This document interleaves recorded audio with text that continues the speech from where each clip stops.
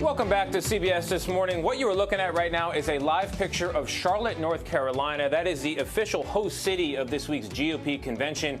But most of the primetime speeches will in fact originate from Washington, D.C., and that is where we find White House Chief of Staff Mark Meadows. He's joining us only on CBS This Morning. Mr. Meadows, good morning to you.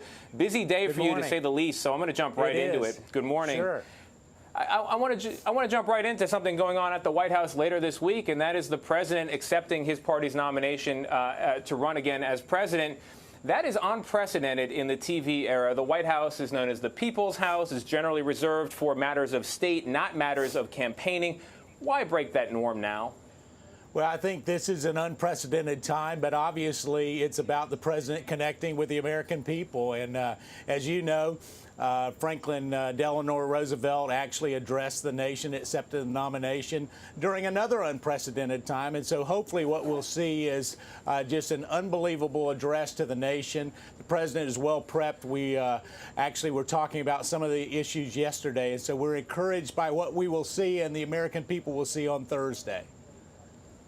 Well, excuse me, Mr. Meadows, when you say that the president chose the White House because it's about connecting with the American people, that seems to underscore the political nature of this speech. Does it not concern you that you're mixing the official taxpayer business of this country with the re-election business of the Republican Party and Donald Trump?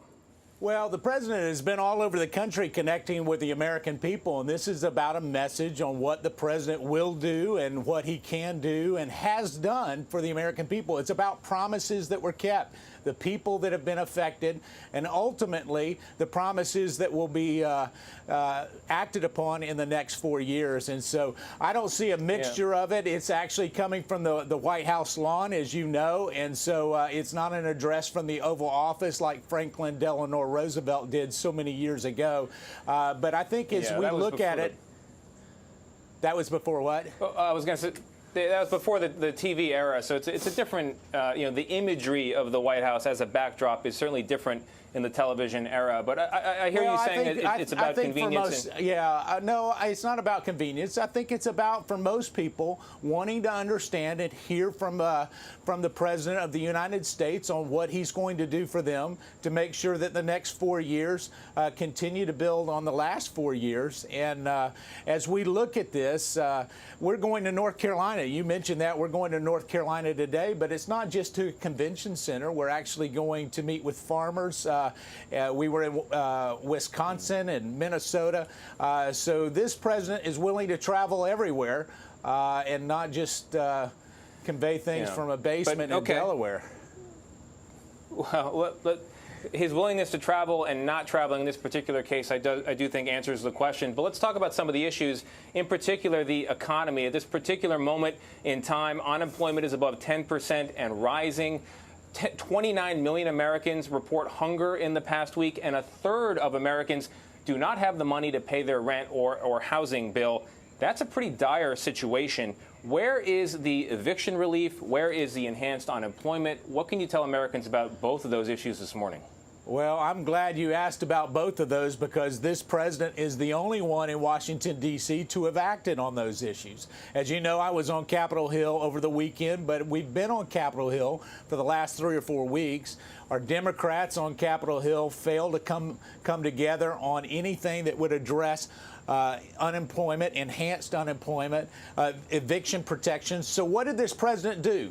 He took unprecedented executive action to do exactly that, to make sure that unemployment benefits continued, to make sure that they didn't get evicted. But I'm calling on Congress to come together. This president is willing to sign it. Hopefully we'll get something done.